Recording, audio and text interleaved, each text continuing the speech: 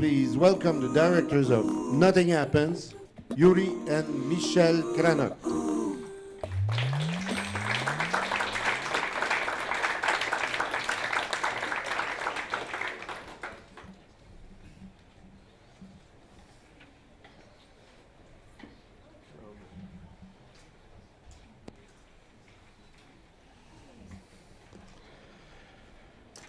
Yuri, Michel, 3 years in a row in competition in Annecy. Wow. Thank you to you. We're very honored. It's a pleasure to have you. It's a pleasure, it's always a pleasure to watch your films. Nothing Happens is a film, but it is also a VR experience. It will be possible to watch it at, when is it exactly? Friday. On Friday. From the point of view of the creators, is it primarily a film or a VR experience? It started out as an idea for a film, but very quickly we realized that having control over different perspectives and different kind of ways of telling a story, VR was very adaptable for what we wanted to explore. So in the late development, it also became a VR project. This title is enigmatic and a little bit risky. To call a film Nothing Happens, if it would be a feature film, it would be very, very risky. For a short film, it's maybe different. So tell me about this title, the choice of this title. Well, it's risky, but it worked on you, I guess. Yep. I think if you've seen the film, it's a little bit like the how's it called, the story with the king's new clothes. You know, something is happening in the film, but I think the decision of not showing the act itself led into the title of the film. So it's not. I think it's not in your face, but it's quite clear that something is about to happen. You expect it. But still, at the end, you're left with this question of what was it? So I think that's where the title comes from. Okay. When I looked for the first time at the film, when I looked at the people in the film, when I felt the cold, but also the tension in the film, I thought of the Second World War, the deportation, the Holocaust. What was your intention regarding this?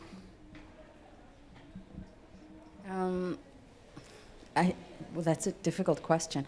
I don't think that we were referring specifically to the Second World War. I think that there are some, I guess, different elements in the clothes.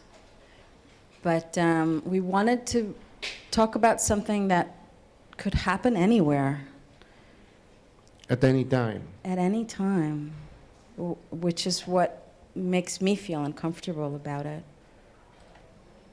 You wanted to add something? Yeah, so it's a non-place and a non-time, but I think you can locate it somewhere.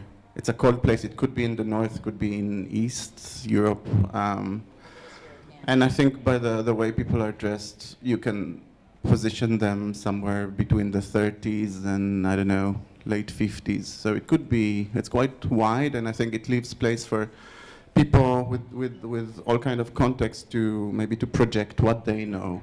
So of course we have our specific background, but I think it's relevant to, you know, you can find yourself. I mean, anyone who's experienced something or has these kind of stories in the family, I think, can relate to it, or even just people who are watching.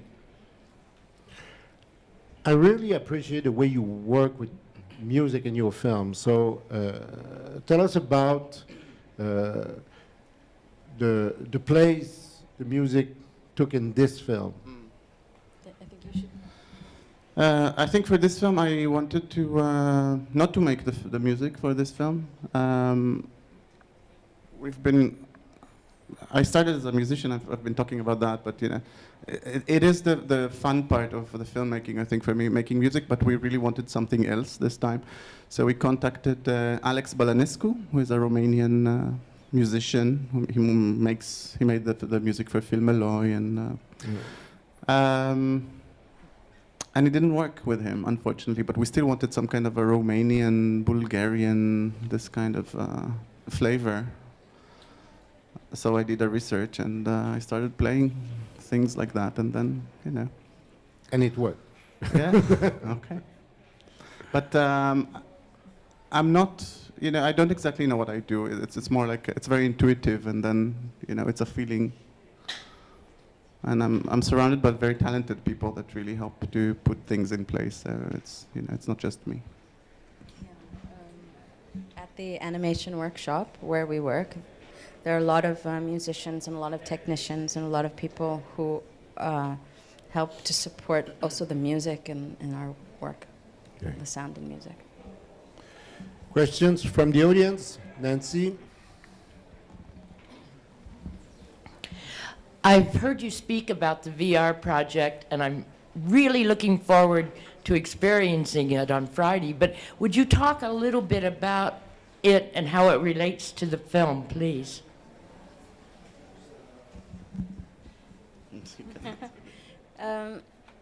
I think that VR opened up a lot of new ways of telling this particular story.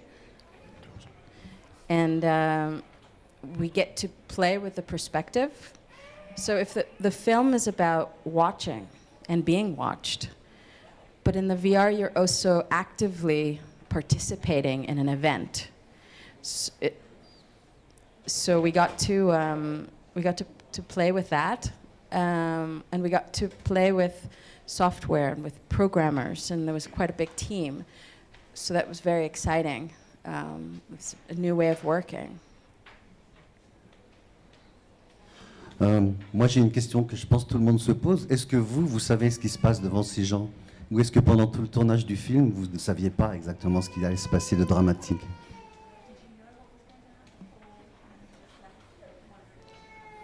In the VR, you mean? No, in your mind, do you know what happened in the film? Yes. Vous savez. Yes, and but again, it's it should be like the feeling you are left at the end of the film is what did just happen, and what was it that I was watching. I think many people, they come to us and ask us, so what happened there? Was someone got killed? Was that an execution? And we say, probably, you know. Et j'ai une deuxième question. Est-ce que vous avez utilisé la rotoscopie pour l'animation des spectateurs, les mouvements des personnages? Did you use the rotoscope for the movements? We shot the characters on a green screen.